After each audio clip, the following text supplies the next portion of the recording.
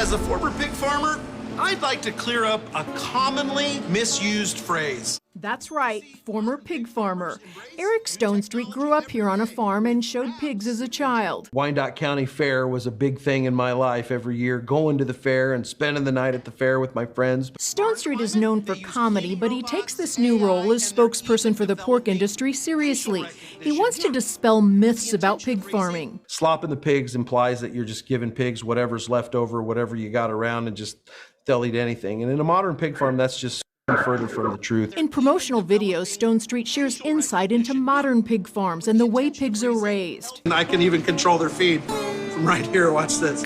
Oh, nope, that's the lighting. While the videos are tongue-in-cheek, he hopes it sends a message and sets the record straight. What I hope it does for people, the pig farmers, is that people are able to base their decision on whether to eat pork or not on fact and not myths and fiction.